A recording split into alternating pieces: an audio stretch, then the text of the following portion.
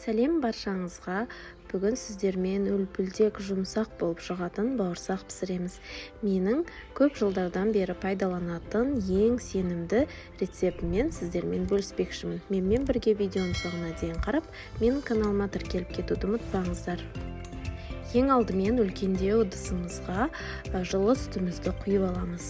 Сүт қатты ыстық та, қатты салқын да болмасын, жылы болуы керек. Сосын үстіне қант саламыз, тұз саламыз. Қанттың мөлшерін өздеріңіз қалауларыңызша қоссаңыздар болады. Ерігенше кішкене араластырып, сосын еріген сары майды қосамыз, үстіне майонезді қосамыз. Сосын тағы да кішкене жақсылап араластырамыз. Сосын үстіне дрожж саламыз. Ұнды үстіне електен өткізіп салып, жұмсақ қамыр илейміз. Қамыр тым қатты болып кетпесін, жұмсақтау болғаны бізге өте ыңғайлы болады. Бетін пищевая пленкамен жауып, үстін сүлгімен орап, 1,5-2 сағат көтерілгенше күтеміз. Менде 2 сағат тұрды қамыр, өте жақсы көтеріліп шықты.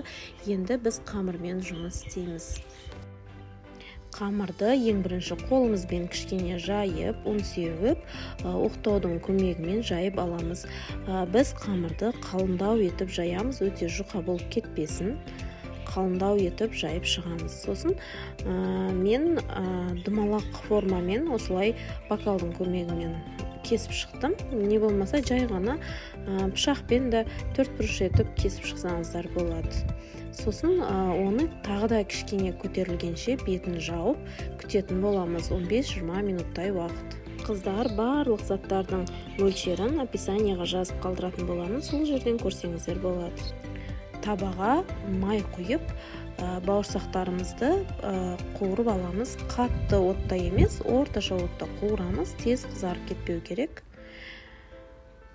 Көтеріліп шыққаннан кейін екінші бетіне аударып, барлық жерін қызартырып қуырып аламыз. Қыздар, менің каналымда тағы да басқа өте қызықты рецепттер бар. Кіріп көрсеңіздер болады. Каналыма тіркеліп қоңырауша белгісін басып кетсеңіздер, жаңа рецепттерді көріп отыратын боласыздар. Біздің бауырсақтарымыз дайын болды. Міне өте әдемі, жұп-жұмсақ болып шығады. Осы рецептпен дайындап көріңіздер, қыздар. Өте сенімді рецепт. Видеоның соңына дейін қарағандарыңызға рахмет. Менің каналыма тіркеліп лайк басып, өз пікірлеріңізді қалдыруды ұмытпаңыздар. Келесі видеоларда көріскенше аман сау болыңыздар.